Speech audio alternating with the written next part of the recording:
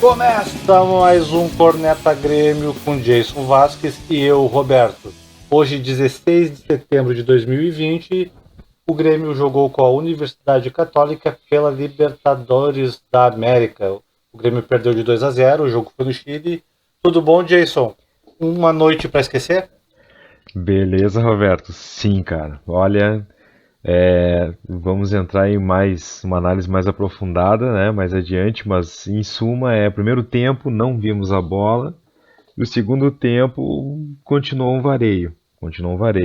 Ponto positivo, algumas caras novas aí, né? Pelo menos existe uma perspectiva quando se tem jovens jogadores aí tentando, né? Sem dúvida. O que tu achou do jogo, assim, num panorama geral disso? Já consegue identificar, assim, alguns pontos? Hoje é difícil ver positivo, né? Mas os pontos do jogo de forma geral.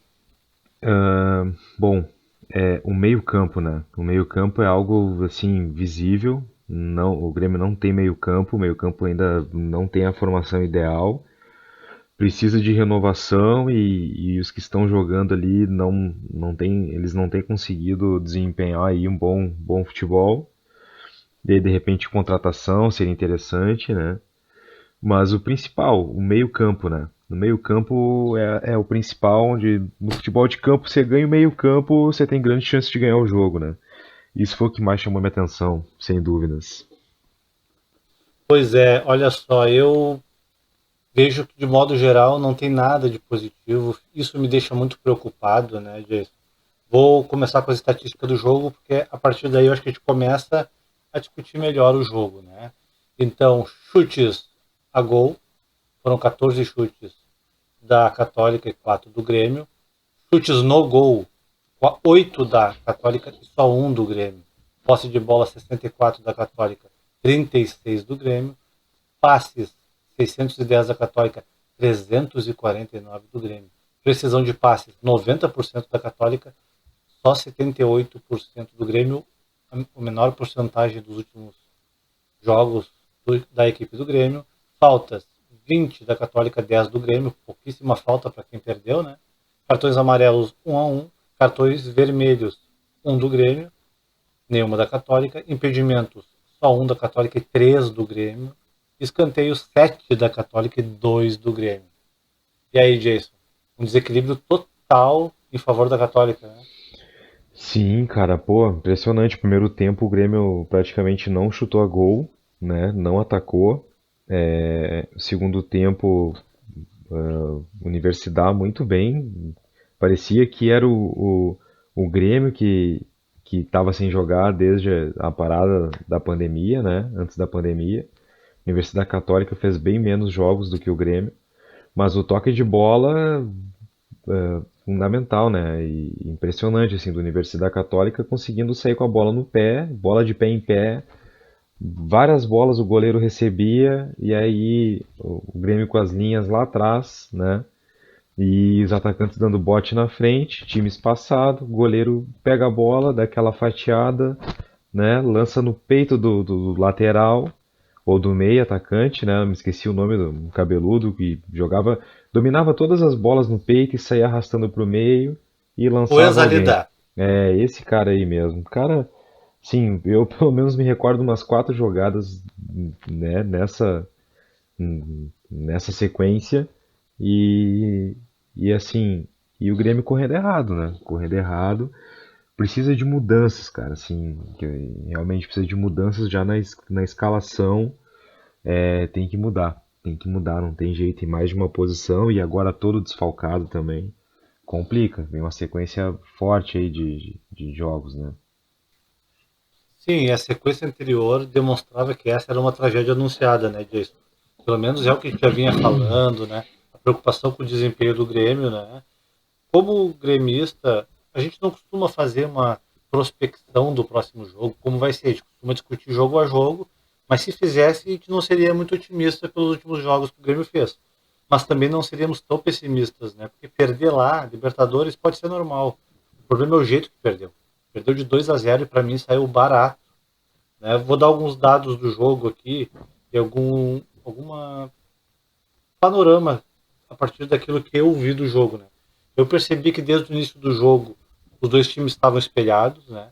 Jogando muito parecido, os dois times se respeitando muito. E chamou atenção a forma que a Católica estava jogando. Logo no iniciozinho já demonstrou como ia jogar o jogo inteiro, que era propor o jogo, assim como o Grêmio, mas ela recuava as linhas para depois, antes do meio campo, né? Ao contrário daquele time que ataca em cima e abafa, não, ela voltava toda e quando fazia a transição para o ataque, ela não fazia com uma bola rápida esticada para as pontas, tentando que a bola chegasse rápido. O time muito rapidamente avançava para frente da bola. Todo o time ia para frente da bola e tentava trabalhar com passes rápidos sim, mas também não de forma muito aguda. E eles ficavam assim correndo com uma intensidade muito forte para quem só fez 4 jogos. Uh, Transição para ataque, transição para defesa, sempre o time avançando mais que a bola. Eu achei interessante. Essa estratégia deu certo e muito espelhado. Parece um pouco com que o Renato arma o time, né, Jason? Então, já no primeiro minuto, uma boa jogada, né? A Católica no primeiro minuto entra passando bola e o Jeromel corta muito bem um cruzamento que vem da direita para o centro do gol. Aos 2 minutos, uma jogada do Diogo Souza, impedido. O Grêmio faz uma boa jogada com o Luiz Fernando, mas também estava impedido e não dá em nada. E só aos 12 minutos e 30, depois de um jogo muito enrolado no meio campo, uma jogada pelo lado das costas do Orejuela, tá? Aquilo que a gente vinha falando já. O Orejuela deu espaço, uma jogada nas costas do Orejuela quase foi gol, forte da zaga do Grêmio, né? Às 29 do primeiro tempo, a Católica também vai fazer uma finalização mais perigosa que vai na trave. O Exalida já começa ali a mostrar o que ele queria no jogo, né? Vanderlei faz uma defesa. Aí essa defesa gerou um escanteio. Esse escanteio passa na frente de todo mundo, falha geral. O Vanderlei não sai, né? Contra-ataque da Universidade Católica, de novo. Vanderlei demora para sair, quase gol. O Alisson se enrola também aos 36 minutos numa boa jogada, né, do Isaac na ponta esquerda. E infelizmente o Grêmio não aproveita. Aos 39 do primeiro tempo, erro do Jeromel, o Vanderlei sai muito bem e defende, dessa vez ele sai no tempo certo e defende a bola. Aos 41, né, a notícia é ruim, porque para mim o Jeromel vinha sendo o melhor em campo, um péssimo sinal que o Grêmio estava tomando ataque. O Jeromel sai para a entrada do Rodrigues. Aos 43, o gol da Católica, nas costas do Orejuela, né, a jogada, de novo. Aos 45, 2 minutos depois, outro gol da Católica, daí o erro do Rodrigues, que tinha entrado em campo, nas costas do Rodrigues. O Grêmio não finaliza no primeiro tempo e até boa parte do segundo tempo. E 49 do primeiro tempo, erro grave do Rodrigues, né? A Católica domina a bola, o atacante quase faz o gol. É ou não é uma visão dos infernos, Jason? É, é complicado, né? E as escolhas dos jogadores, né? Durante o jogo, o Alisson, por exemplo, ele no primeiro tempo ele deu pelo menos dois contra-ataques, né? No primeiro, não, no início do segundo tempo, deu pelo menos dois contra-ataques, né? Então, e o Grêmio, algumas jogadas conseguia permanecer com a bola no pé, no ataque, por exemplo, até escanteio. E aí toca curto e vem tocando, quando vê, recuou, tá no Vanderlei, Vanderlei quebra a bola. E aí tu, né, tu tá te desfazendo da bola, né? Então realmente preocupa e precisa de mudanças, né? E mudanças em mais de uma posição. Se, lógico, né, daqui a pouco não tem como contratar, enfim, nenhum jogador se adapta à realidade financeira, né, segundo o nosso dirigente aí, mas tentar ver com o que tem em casa, tentar mudar, mas precisa mudar pelo menos umas 3, 4 posições para ver se dá um choque no time, no elenco, né? Porque, não sei, é algo estranho também, a gente não tá no dia a dia, é difícil saber, mas se percebe até pelos bastidores dos jogos, né? Lembrança de 2017, como o time parecia mais próximo, mais unido, e todos correndo, vibrando em cada bola, e bem diferente de hoje, né? Assim, atualmente não tem nem comparação. O time parece meio sem vibração por muitas vezes e distante, né? Distante, a defesa distante do ataque, o meio-campo perdido ali, né? Sem permanecer com a bola, com a posse e dominando de fato os espaços ali, né? Então, assim, difícil, cara. Difícil mesmo. O quadro é preocupante. Não, realmente, e tu falou em mudança, que realmente vai ter que acontecer, não tem outra forma, né, de pensar esse Grêmio. E mudança essa que todo mundo ficou em expectativa para o segundo tempo, e o segundo tempo, a Universidade Católica começa atacando desde o início, já cruza uma bola na área, o Grêmio tira. 5 minutos passados, o Grêmio não passou do meio campo no segundo tempo.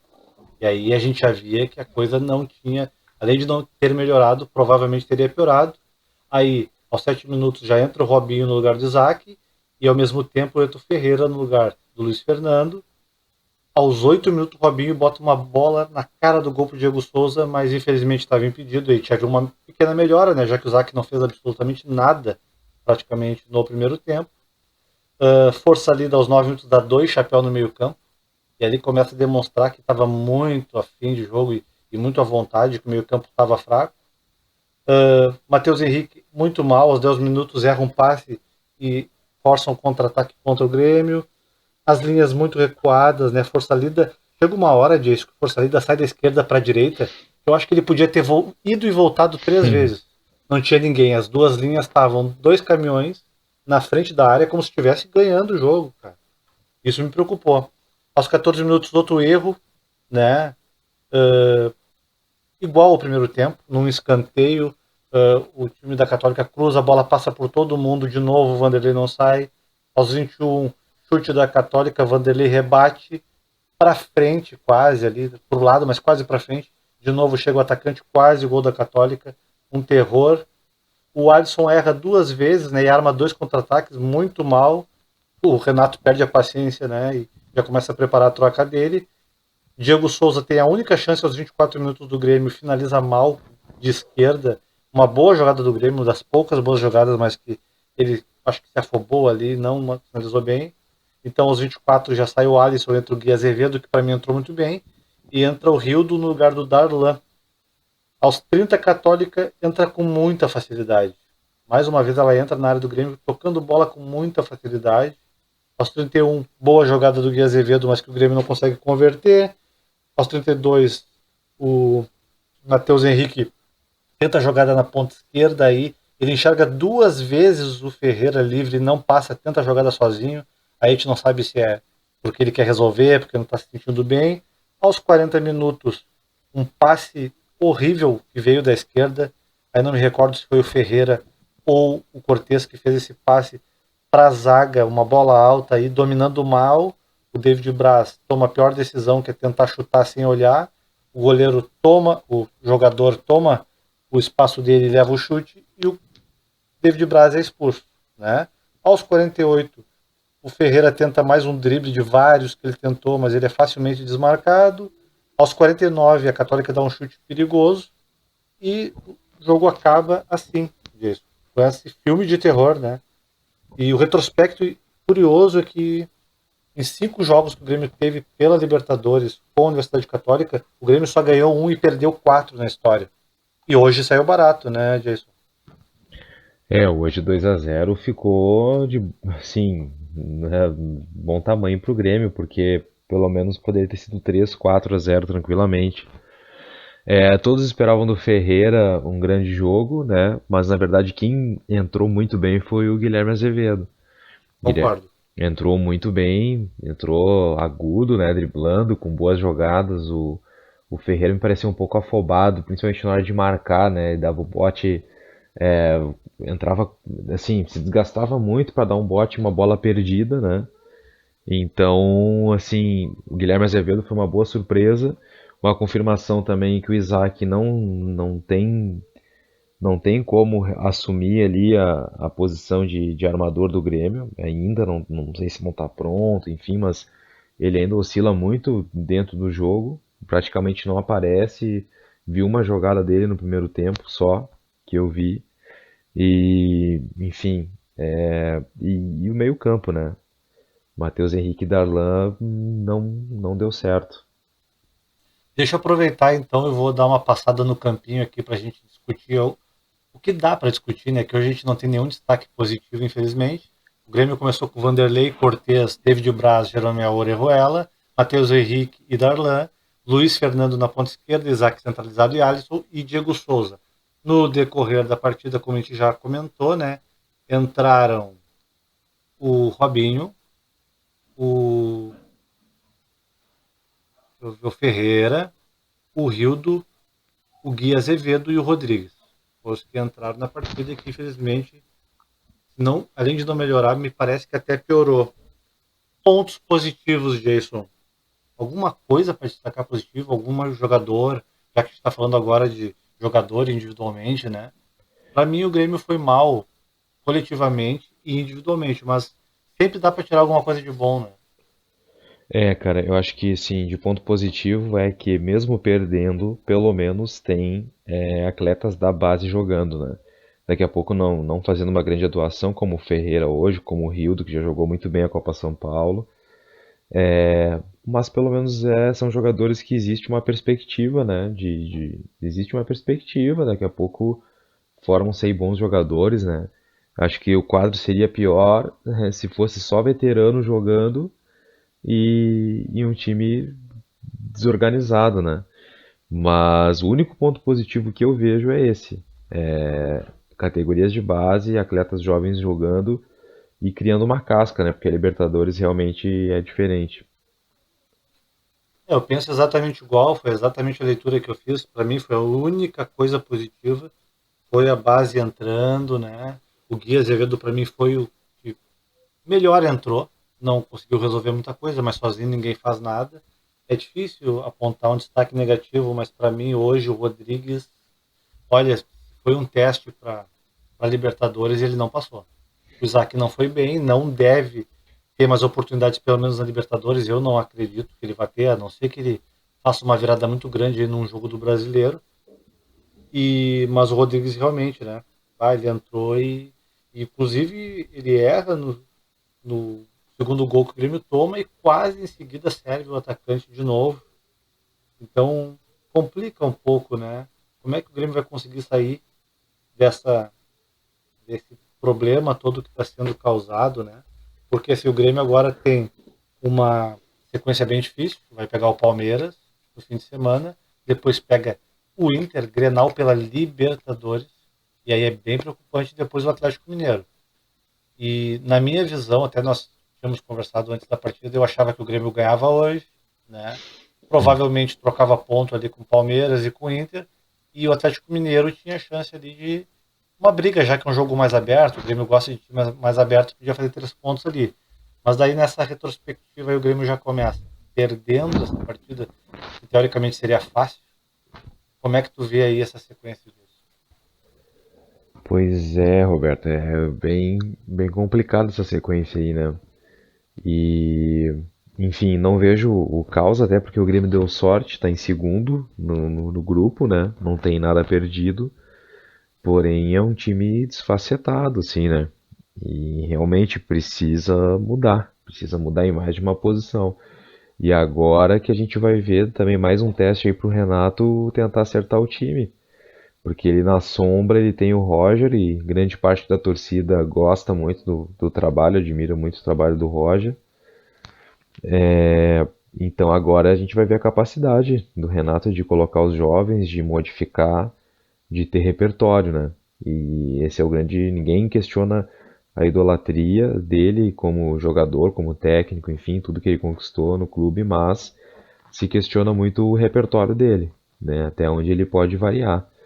E agora é um grande teste. E eu acredito que o Renato vai tentar, com todas as forças, junto com o departamento médico, a fisioterapia, recuperar os jogadores que estão machucados, né, para tentar, pelo menos para o Grenal, ter aí um reforço. Mas no Grenal o Grêmio já não vai ter certo Jeromel, Kahneman, David Braz e Paulo Miranda. E aí fica muito difícil, né? Muito difícil, porque os 4 zagueiros estão fora. Quem vai entrar? Né? O Marcelo Oliveira está no grupo, mas Tem o não tem Juan também, nem. né?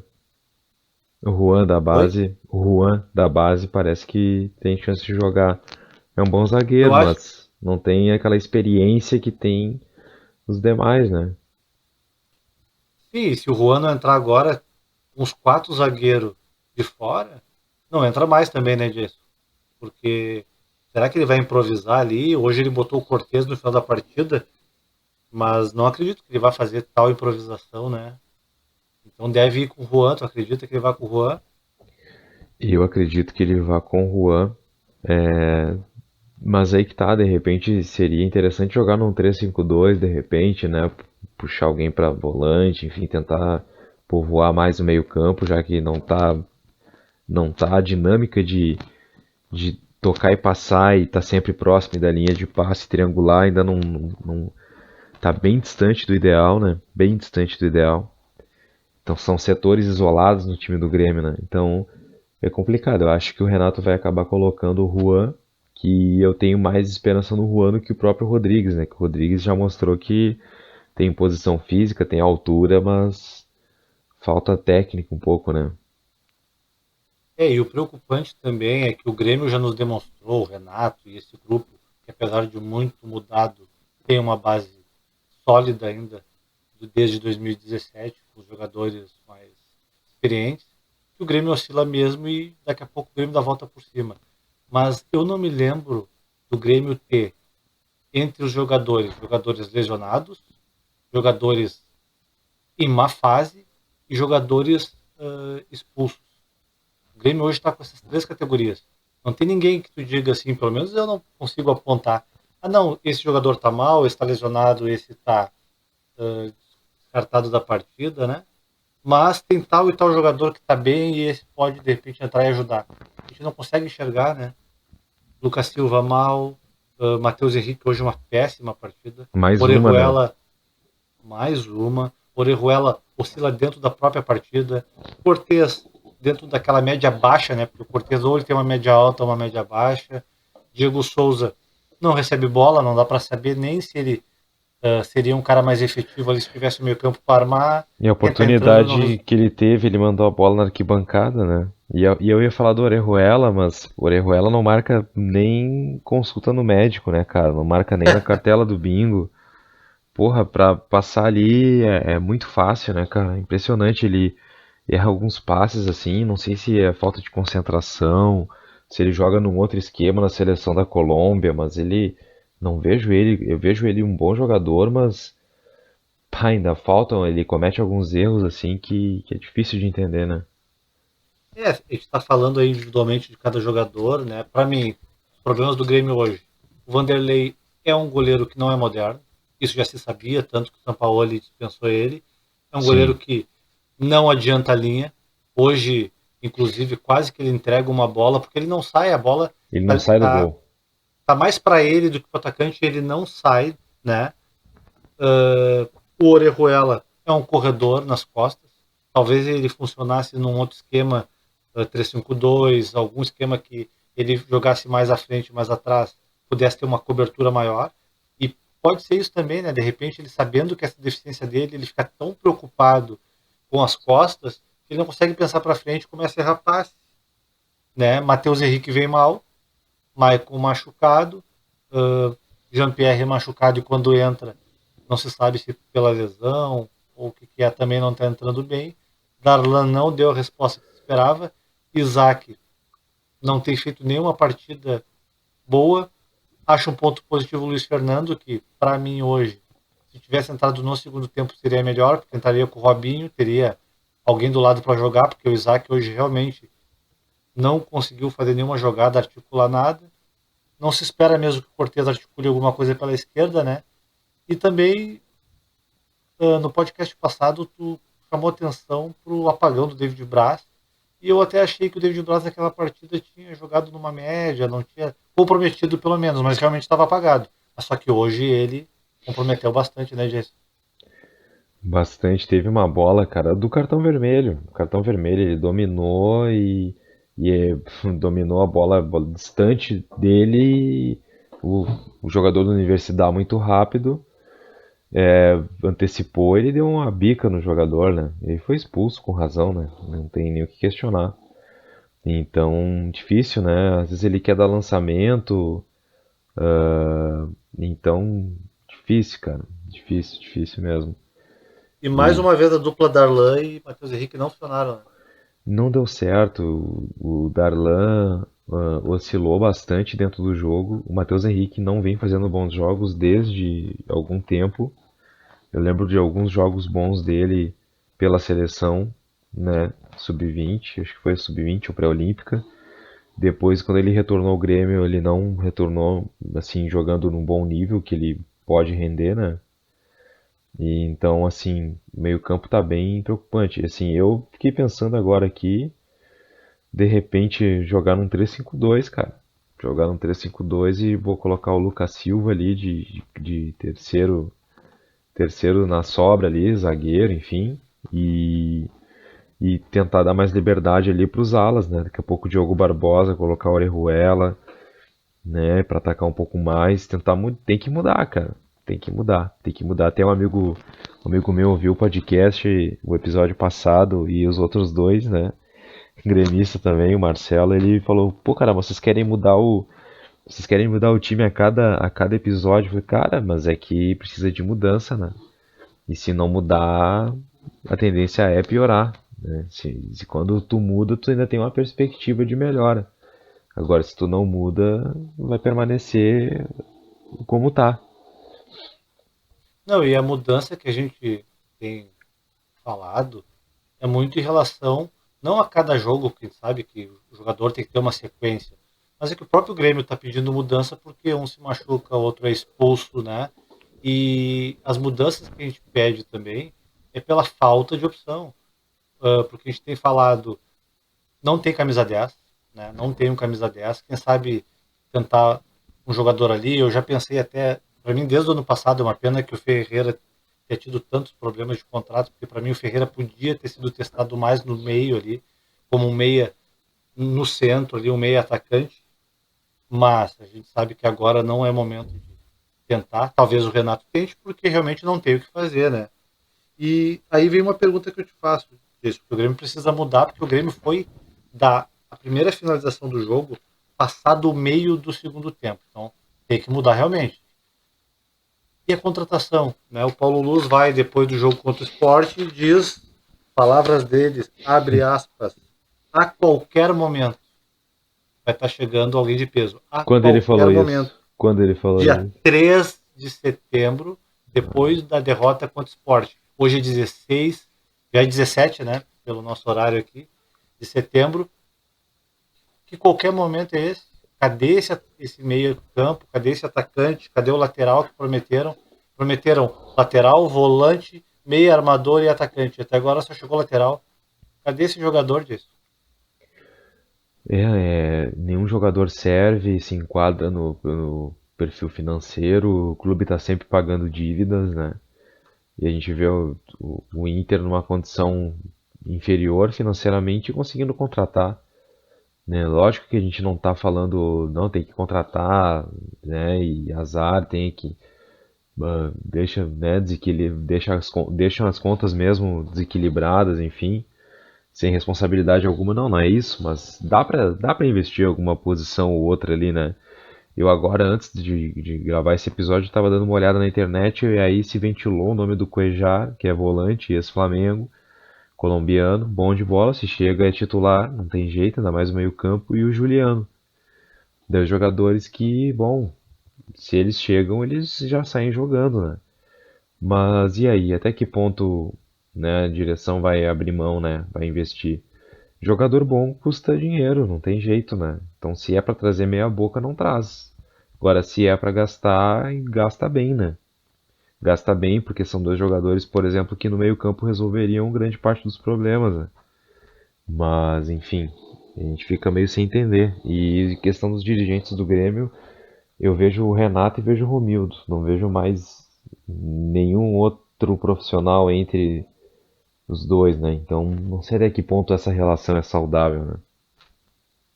E sabe o que me preocupa disso? Assim, ó, esse desencontro de informações. Porque esse dia 13 de setembro, o Paulo Luz vai numa coletiva e diz: a qualquer momento vai estar chegando um jogador de peso. E aí faz todo aquela bagunça externa de fora, redes sociais, imprensa começa a ventilar Cavani. Até aí o Grêmio não tem culpa.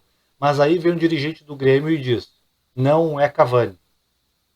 Aí eu penso: bom, Paulo Luz falou que a qualquer momento vai chegar. E não é o Cavani, então tá chegando.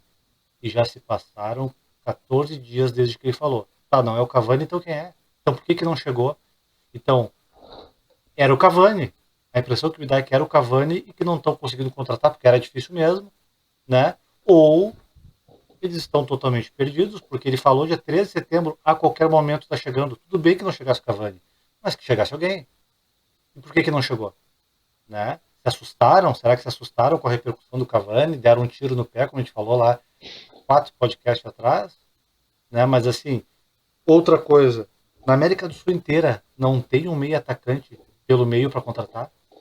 Será que não tem um setor de inteligência que entregou um relatório para eles para tentar alguém? O setor de inteligência todo do Grêmio só conseguiu achar o Thiago Neves e o Robinho. Esse é o setor de inteligência do Grêmio. Então, quer dizer, não, acredito que não. Já entregaram na mão deles um relatório de vários meio-campistas pelo meio ali, seja meio armador, seja meio atacante, seja alguém que guarda essas duas qualidades. E até agora, botaram embaixo do braço, estou esperando o quê? O que, que tu É, acha? é complicado, né? Então isso também é questionável, né? Porque muitas vezes o setor de inteligência, que são profissionais que buscam jogadores de acordo com o perfil traçado, né, pelo técnico, né?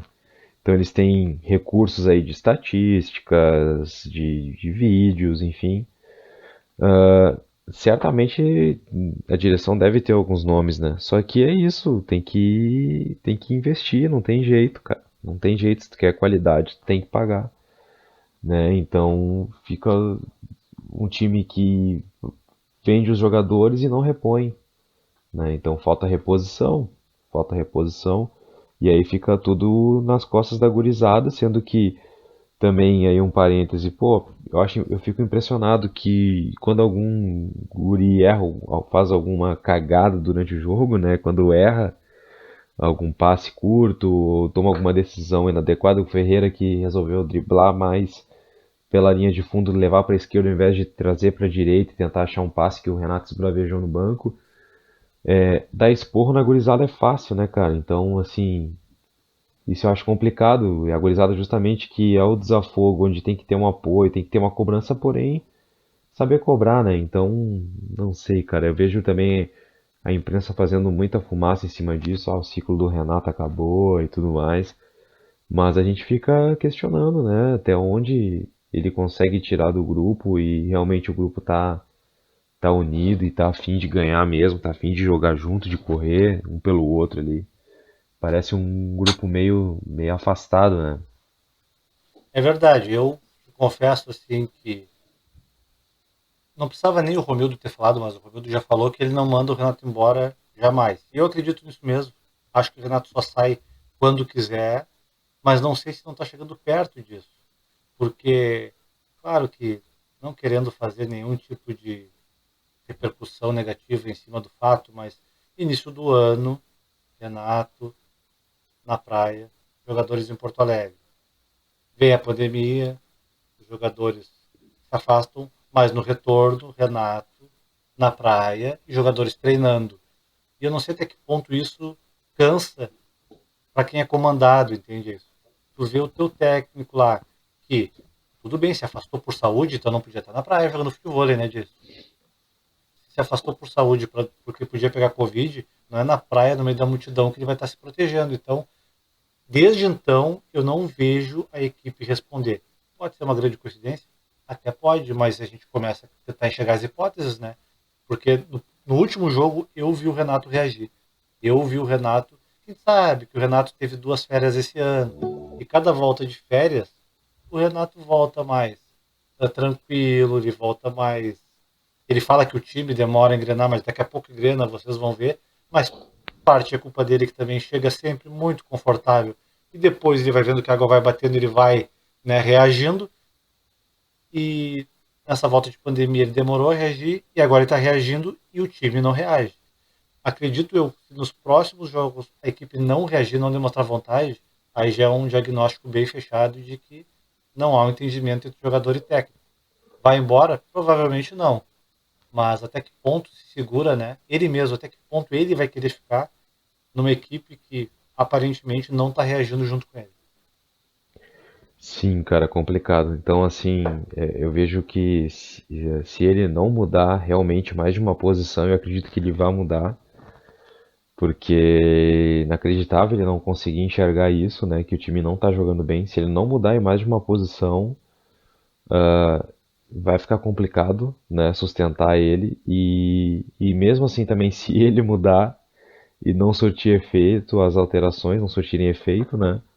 Também vai ser complicado. Então não Mas tu tem jeito. enxerga, Ele depende muito desses próximos jogos do time apresentar um melhor futebol e vitórias, né? mas eu te Mas confesso que eu não sim, vejo nenhuma mudança mais a ser feita, ele já fez todas as mudanças, a não ser como tu falou, e que eu não acredito. Na história, o Renato, eu não me lembro do Renato ter mudado o esquema tático, né? Ele joga naquele esquema há muitos anos, faz aquele feijão com arroz bem feito, mas ele não é um jogador de mudar muito estratégia no meio de partida e muito menos de uma partida para outra. E ele tem mudado os jogadores que ele tem. E não tem surtido efeito. Isso que para mim é o mais preocupante, né? Que mudança tu acha que ainda pode ser feita ali? Tem algum jogador que tu acha que pode entrar, que ainda não entrou? Ou dar sequência para algum que está respondendo um pouco melhor? pois é, cara, eu vejo que ele tem que mudar ali aquela posição do Isaac ali, sem o Jean-Pierre tá jogando, né? Ele tem que ver alguém ali, ou o Ferreira de volante, de meio articulador ali, ou o Robinho. Enfim, o meio-campo precisa mudar, né? Eu vejo também daqui a pouco mudar mais a estrutura tática do time, porque não tá tendo aproximação, não tá tendo toque de bola. A gente viu a Universidade hoje tocando bola curtinho, dois toques, tocando e passando. Eles chegavam na cara do gol toda hora, né? Toda hora. O goleiro jogando com o pé também, e aí é uma posse de bola que o goleiro participa e que o goleiro acerta o passe, né? Uma coisa é ficar tocando bola e o goleiro dar um balão pra frente, não. Cara, impressionante. O goleiro quebrava a bola em uma das laterais, mais ou menos na linha do meio-campo, um pouco antes do meio-campo, mas a bola ia no peito do jogador, ou no pé do jogador, que já dava sequência na jogada, né? Já dava sequência na jogada. Então, é difícil, cara, difícil a situação. É, eu concordo contigo, né? Na verdade, o Renato tem feito mudanças, mas agora o que precisa é mais do que mudança. É tirar um coelho da cartola, tirar um jogador de uma posição inesperada e botar em outra, como é o caso do Ferreira, que daqui a pouco pode ir sim para o meio, já que o Luiz Fernando está bem, o PP pode estar voltando. Esperar que o PP volte, né? Volte a jogar, porque. E de novo, né? Já teve a Everton dependência, agora vai ser PP dependência. Já parecia que ia ser o Diego Souza dependência. E vamos esperar que saia esse coelho da cartola, né, Jason? Cara, vamos aguardar e vamos torcer, né? Lógico, a gente sempre fala pro bem do clube, né? E querer ver um futebol bem jogado. Mas a situação é bem difícil, cara, bem difícil. Agora apoiar e ver a capacidade do nosso técnico, do presidente aí e da equipe dos jogadores, né? Dos jogadores mostrarem aí que merecem jogar no Grêmio e ver e apostar na gurizada, não tem jeito, né? Enquanto não chegar alguém que realmente seja contratado para sair jogando, é a gurizada, não tem jeito.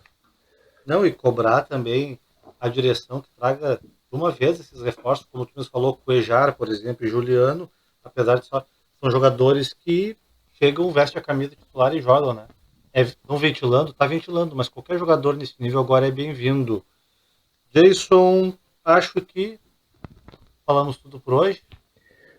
Acho que é isso aí, cara. É isso aí. Hoje um pouco mais cabisbaixo aí depois desse chocolate, né? Porque realmente o Grêmio não viu a cor da bola. Mas vamos lá, seguimos apoiando e confiando aí que vai melhorar. E aguardar aí os próximos jogos. Que seja um susto para uma reação. E uma reação na hora certa, porque vem Palmeiras, vem Grenal, vem Atlético Mineiro e a gente está na segunda parte da tabela, né? Tem que estar ligado no Brasileirão também. Jason, um grande abraço. Valeu, Roberto. Valeu a parceria aí. Grande abraço e até o próximo episódio.